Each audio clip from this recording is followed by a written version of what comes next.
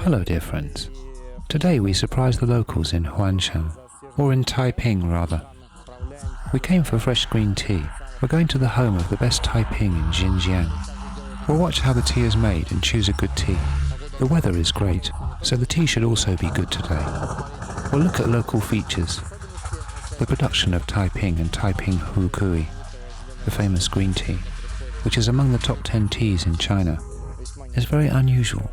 It differs from the production of other green tea. I think it will be interesting to see. This is what a Taiping Houkui plantation looks like. Taiping is a low bush. It's visible, especially after pruning.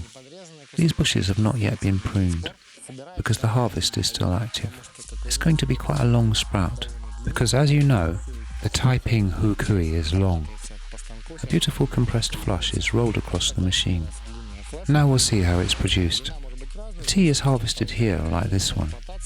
The length can be very different depending on the specific plantation and the approach to harvesting. More thorough or less thorough. Meat tea is made or not. It also depends on the production process and the manufacturer's preferences, whether it will be a dense and long or soft drying. But the sprout is like this. It's allowed to specially grow up a little so that it will get a long and beautiful Taiping Houkui.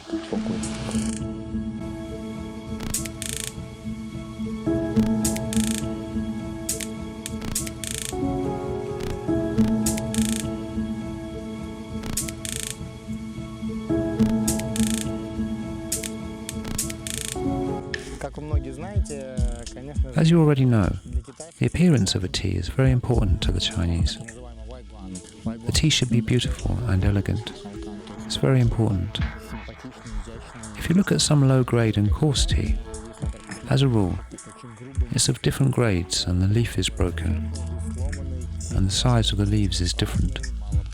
There are also few buds and many sticks and so on. Usually such things characterize low-quality tea. For Taiping Houkui, the size of the sprout itself is particularly important.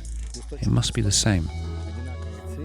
The ideal standard of this tea is leaf to leaf the same colour and the same size. That is both length and width. This is a beautiful tea.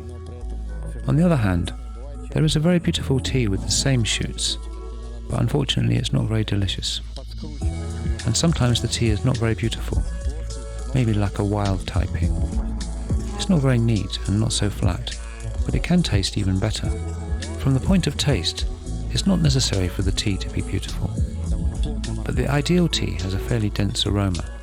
It happens that Taiping can have no smell, but it's cheap. This doesn't mean that it's bad, but it should be reasonable value for money. The Taiping should have the right size, not too wide and not too narrow. Everything has to be right. A broken leaf is considered defective, and this is the difficulty, because Taiping is very fragile. It's difficult to transport, and it often happens that the sheet is broken into 3 or 4 parts. This, of course, is not very beautiful, but for use it doesn't matter. It's much more important that the tea is well made and that it's delicious.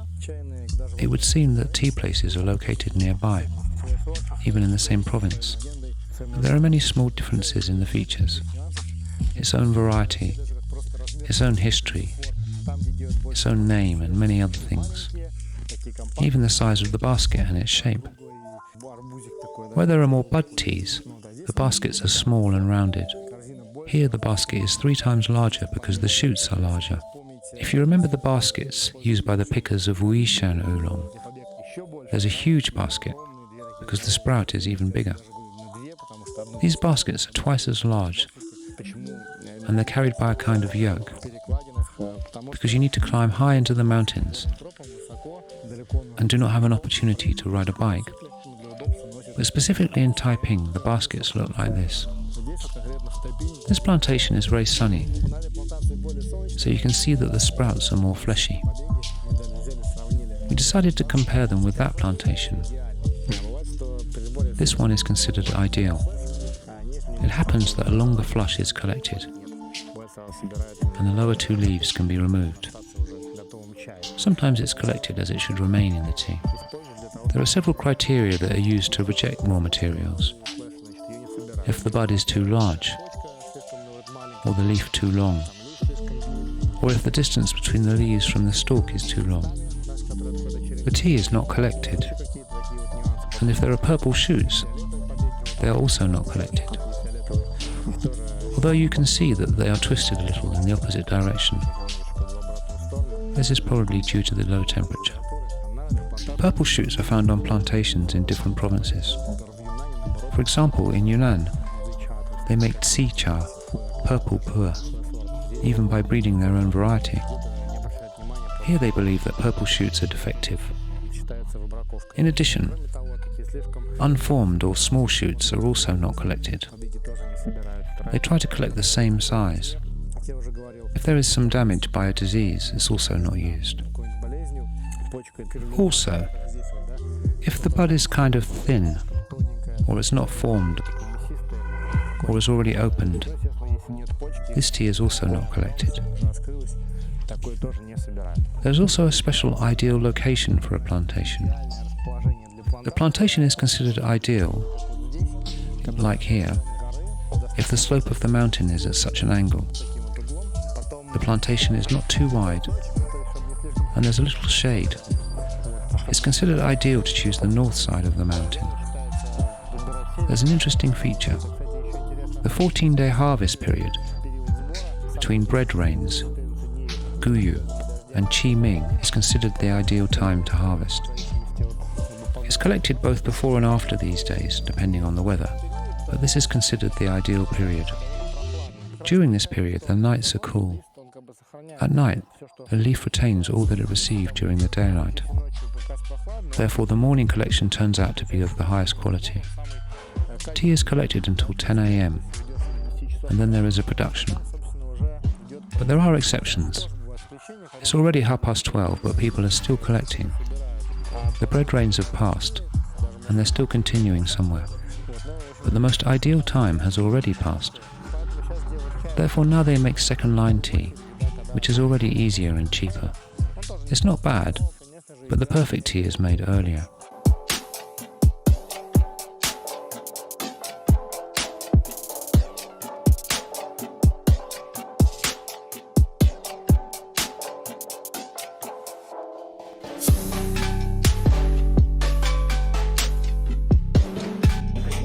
It's believed that green tea is quite easy to make, because there are not so many stages of processing, like for oolong or even shupu'er.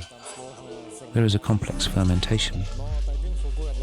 But Taiping Houkui is excluded from the list of teas of simple processing, although it does not have a twisting stage. There's another complex stage, spreading. The Taiping Houkui form is a long, flat pressed leaf. To make it this way, it's necessary after the first stage of roasting to carefully spread out the leaves on such a tray. Now the technology is more advanced than before. The production is mechanized, but manual processing and manual machines are still valued. Also, the drying is especially appreciated when it's not done on electric dryers, but on dryers that run on wood. Here all the production is placed in one shop, roasting, placing on trays. Trays are given to the master, who oversees the smoothing of the leaves and the final drying at the same time. And then the tea is ready. The final drying is ideally done in 3 stages, with a gradual increase in temperature. In manual production, everything is difficult. There are many features. The production of traditional Taiping occurs in a great number of stages and takes a lot of time. The price of the tea itself depends on this. By the way, this is the first production where I was told that they had ever seen a foreigner in the factory. They said that the guys from Moscow came a week ago. This is not surprising because Huangshan is a very famous place. This is a rare place in China where you can see a European at all. It's cool. In Russia, the tea business is developing, and more people study and drink tea and sell tea. This makes things better for everyone who is engaged in tea, and it also increases the level of awareness. As we know, tea is good, and a lot of tea is even better. Here is a roasting machine and a tea pressing machine. It automatically rolls the roller over the tea tray. The tray is made simply. A cloth and leaves are laid out on it. You need to make sure that the leaves do not touch each other. Otherwise they'll stick together, and it will not be very beautiful. It's better when they're separated. Sticking together is not scary, but much less cute. Then a steel frame is placed on the tray which presses the leaves. This is all run over with a roller, and then the drying begins. By the way, for those who are familiar with beekeeping, I think these machines will remind you of a beehive. It's the same framework, only instead of honey they insert the tea Taiping Houkui. Drying is carried out at this place in 3 stages. Drying, which is associated with a higher temperature, is the first 2 stages. The first machine, the second machine, and then the tea is put here and allowed to cool, somewhere from about 7 to 8 trays. The tea is dropped, then covered and put on this drying, so that it dries a little. This is the third drying. After that the tea is ready and it's folded. It looks pretty good. The size and shape of the sheets are different. It depends on the season of collection and on the quality and how much is being dried. Taiping Hou Kui should have a strong aroma and delicate taste. If you roughly divide Taiping by taste and aroma, the colour should be rich. It can be a brilliant green colour. If we talk about the taste and flavour, the flavour should be dense and bright. If the flavour is small, it's a regular Taiping, which is cheaper. To put a price on it, it's less than 1,000 rubles. If the tea is of high quality, then it has a fairly powerful aroma, but at the same time a delicate taste. And a very bad tea has no taste or aroma. We don't make that kind of tea. We can do if there's a tea that does not have a very bright aroma, but does have a delicate taste. And there is tea which also has a flavour. And the flavour is quite difficult to make. A good flavour is not obtained on such machines, but on those that work with wood. I don't know if we can see it today. They're not particularly different, but instead of electricity there are coals, and the stages of production are the same. It's more difficult to control wood, and the production of such tea is more expensive.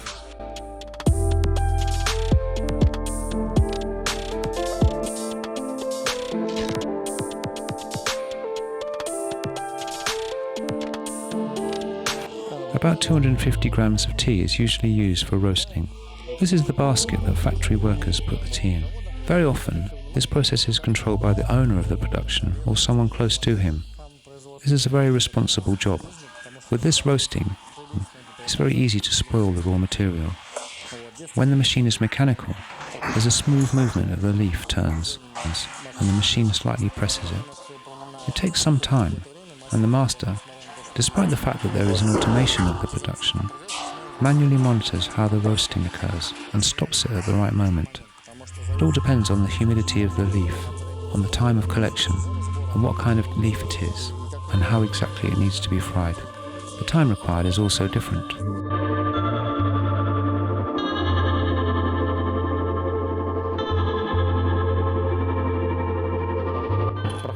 I'm training now in this process. I'm learning how to lay the leaves correctly. It needs to be twisted a little. By the way, it's already dried up here. All the employees have decided to take a photo with me. In fact, the work is not difficult, but painstaking. That's why most workers are usually involved in this process. They're often the same pickers. They're also appointed, and they're never bored. Usually the pickers collect and do nothing else. But here they collect, and then go and twist the leaves and lay them for processing. You need to twist a little, but not so much that the leaf breaks. Here, as I said, the leaf is already a little dry.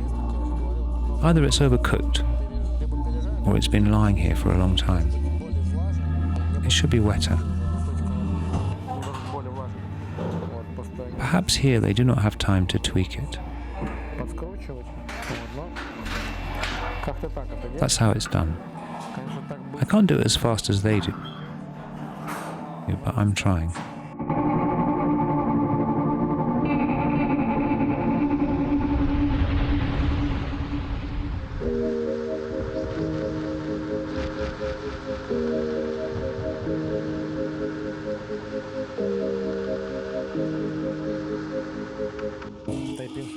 Taiping Houkui is included in the list of teas that are often given to the diplomatic mission because it's beautiful and unusual and stands out from the rest of green teas. Its main attractive feature is the appearance. It's beautifully brewed in a glass. The tea looks very nice.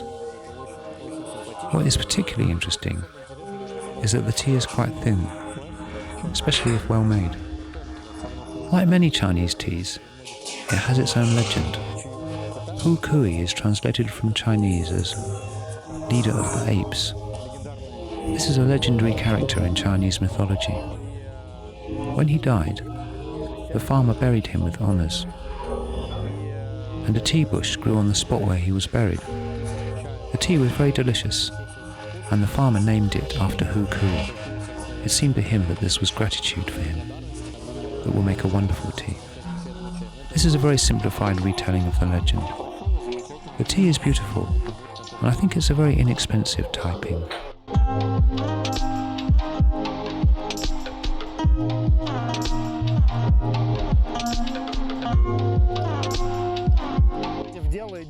Even the waste products are used. All sorts of cuttings, lower leaves that break off. They fertilize a small plantation of pine trees, which are now actively growing here. There are many places where you can find the cultivation of pines. Now they restore the destroyed nature and fertilize it all with local tea. It looks strange that there are piles of tea everywhere and some oats. Mostly there are pine trees growing on a tea leaf.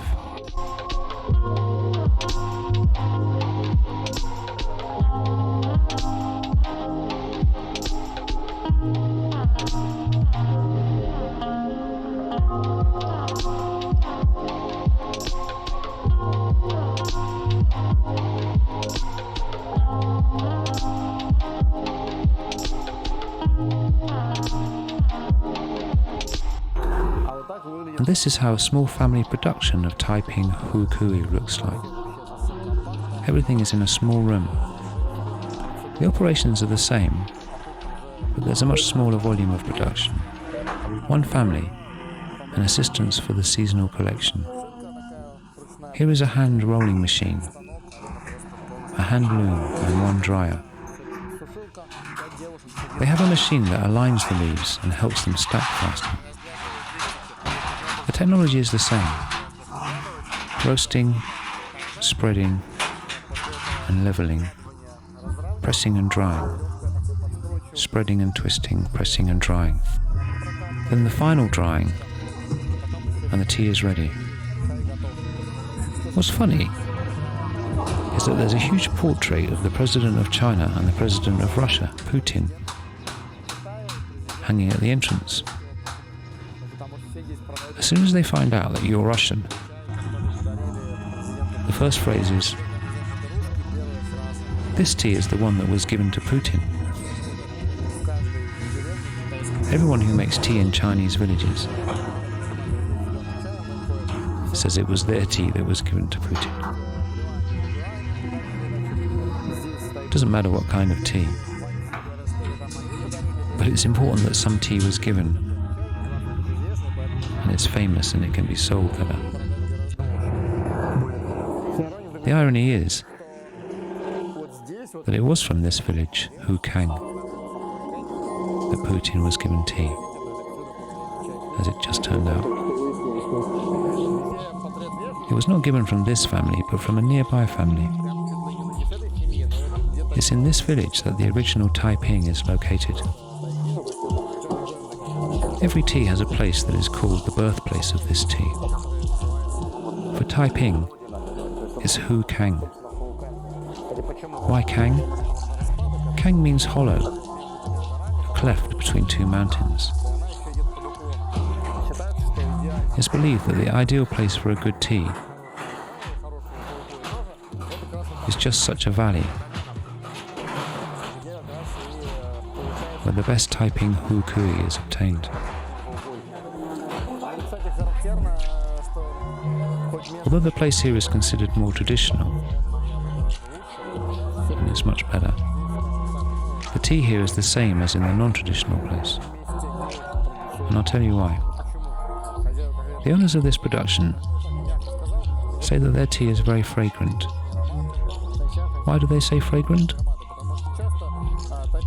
Because often the simpler Taiping has a weak flavour, and that's why they say their tea is flavourful. I smelled it and I think it's medium flavoured, because they use an electric dryer. And the production of a better quality dries on wood. It's quite difficult to maintain them though, because you need to monitor the fire.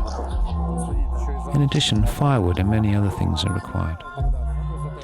That's why it's considered more complex. Now few people make tea in a completely traditional way. Well, they came up with an excuse for themselves. They say that wood-fired tea is not very good, and that's why they specifically changed it to electric dryers. I smiled. Well, it is as it is. Everyone comes up with their own stories on this topic, and looks for simplifications of technologies. Nevertheless, the tea is not bad, but you can make it even better.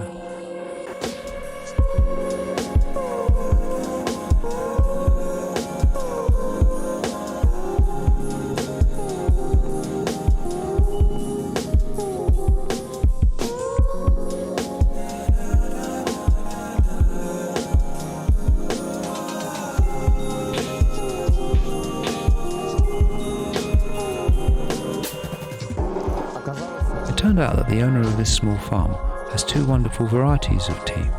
One of them is almost impossible to find, and the second can be found but with great difficulty. The first is called Hu Ya, bud of Taiping Houkui, and the second is called Lan Hua Cha, or simply orchid tea. Orchid tea really smells like an orchid. It's very interesting. I think it's due to the drying. It's something between yellow and green tea, and the flavour is just incredible. There are very small buds. There's one leaf and one bud mainly, or one bud and two leaves, but they're very small. They're collected 3 or 4 days after Qi Ming. Both varieties are very rare, and I'm impressed because the tea is exclusive. After not impressing me with their Taiping Houkui, these two products are so nice that I think I will have to take them away.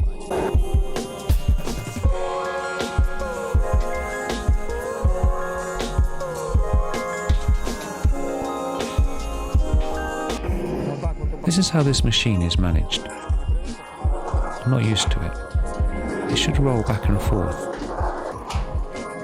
It needs to be shifted a little and pressed quite weakly. It's simply smoothed out. But I'm too flattened and the leaf is very stuck. I slightly spoiled the tea.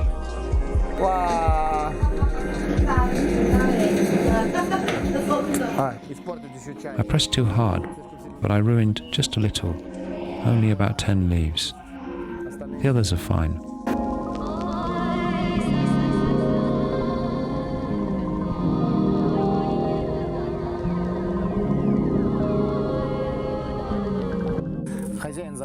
The owner of the plant showed me a very interesting thing. This is called Hua Shu, meaning stone tree. It takes a long time to grow. It's an interesting tree that does not produce any leaves or flowers. It just grows like this. It looks like a tree trunk. The bark is very unusual.